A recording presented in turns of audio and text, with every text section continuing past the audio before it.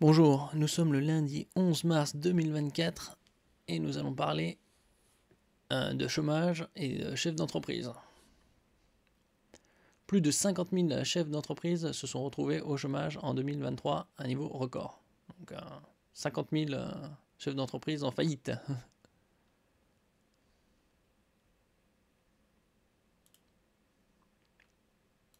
Après une parenthèse liée au Covid, le nombre de chefs d'entreprise tombés au chômage a atteint un plus haut niveau depuis en 2023.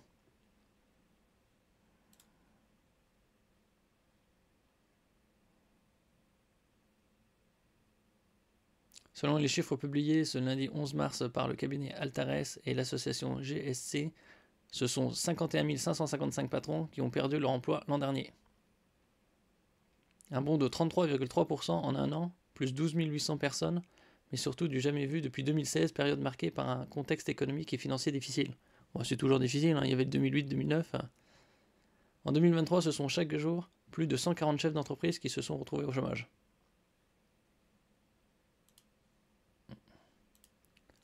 Bien sûr, quand ils se retrouvent au chômage, ça veut dire qu'ils n'ont pas d'emploi, ils ne touchent pas le chômage, vu que c'est des auto-entrepreneurs. Le cabinet Altares et l'association GSC mettent cette hausse brutale sur le compte, entre autres, de la hausse des taux d'intérêt, du surendettement des entreprises et de la fin des aides Covid. Un retour de bâton.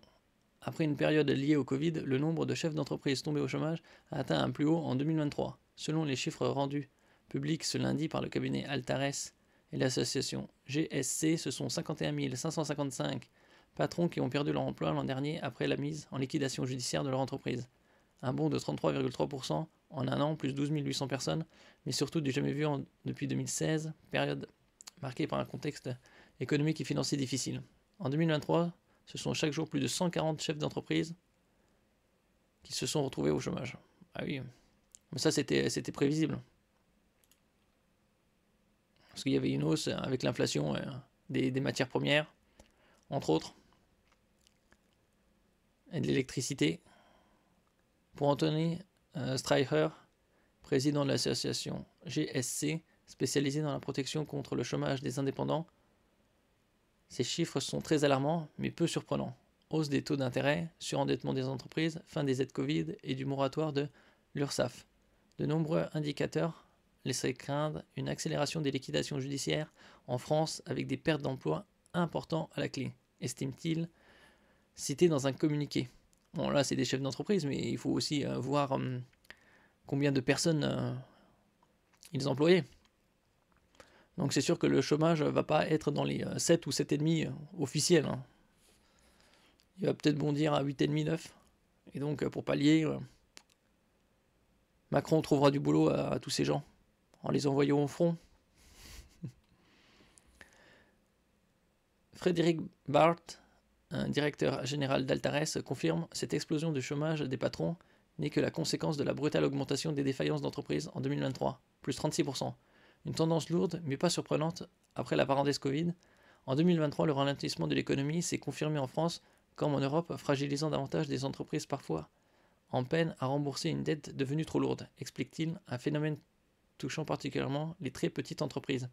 Ah oui, surtout qu'on est sur 2 trimestres consécutifs de récession. Et puis, Bruno Le Maire avait annoncé 1,4% de croissance en 2024. Là, il a revu un 1% symbolique. On verra d'ici mai-juin si c'est pas encore revu à la baisse. Construction et restauration en première ligne. En 2023, plus de 9 entrepreneurs sur 10 ayant perdu leur emploi dirigeaient une structure de moins de 5 salariés. Souvent familiale, note le rapport publié ce lundi. Du point de vue financier, près de 8 patrons sur 10 tombés au chômage l'année dernière étaient à la tête d'une entreprise de moins de 500 000 euros de chiffre d'affaires, confirmant la plus grande vulnérabilité des petites structures, indique Altares et l'association GSC. Plus inquiétant, les sociétés établies depuis longtemps ne sont pas à l'abri. L'âge moyen des structures dont les dirigeants ont perdu leur activité en 2023 atteint 9 ans. Quant aux patrons, un tiers de ceux touchés l'an dernier ont dépassé les 51 ans. Bon, la probabilité que ces personnes retrouvent un emploi est mince. Il y aura probablement un exode de certains patrons pour se refaire à l'étranger, compte tenu des pressions fiscales en France. Principaux perdants de cette conjoncture économique très délicate, les secteurs de la construction et de la restauration. Ceux-ci concentrent près du tiers des pertes d'emploi de chefs d'entreprise en 2023. Dans la construction, qui réunit aussi les métiers du bâtiment et de l'immobilier, domaine plombé par la hausse des taux d'intérêt. Le nombre de dirigeants tombés au chômage s'est envolé de 40,2%. Oui, c'est de plus en plus colossal. Les plus grosses victimes étant les patrons d'agences immobilières, plus 103,4%. Donc ça a doublé. Alors ici, on va voir près de la moitié des pertes d'emploi de patrons se concentrent dans la construction et le commerce. Alors le premier secteur, c'est la construction avec 24,4% en 2023. Après, c'est le commerce avec 22,7%. Hébergement, restauration, débit de boissons, 14,1%. Services aux entreprises, 13,1%. Industrie, 7%. Voilà. 4,8% c'est pour services aux particuliers. 4,2% pour les transports et logistiques. 4% autres activités. 3,1% information et communication. 5% agriculture. Ah non, pas 5%. Le cinquième, mais après, ils indiquent pas. Bon, c'est le reste, ça doit être...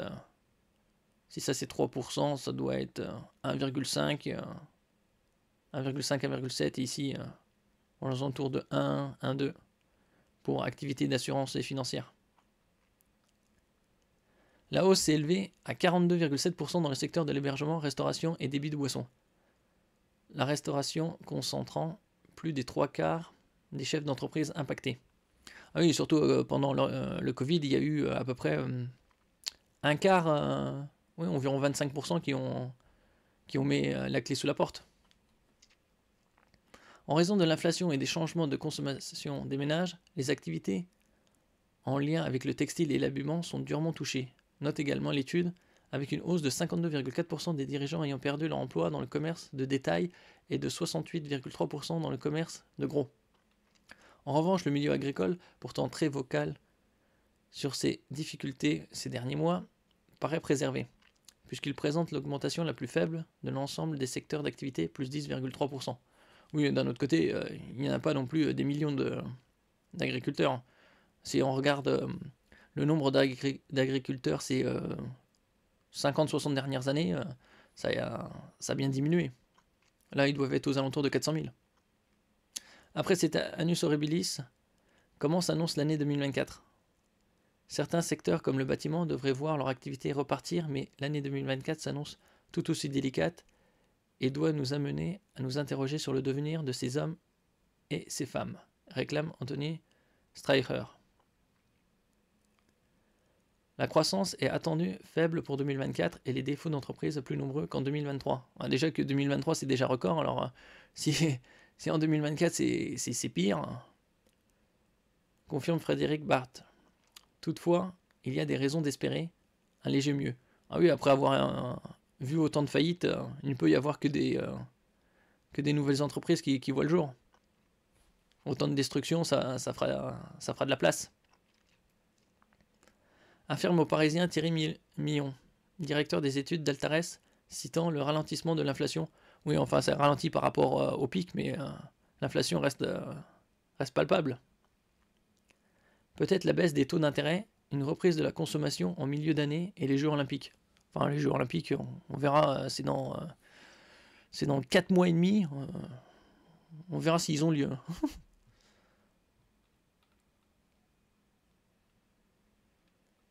En tout cas,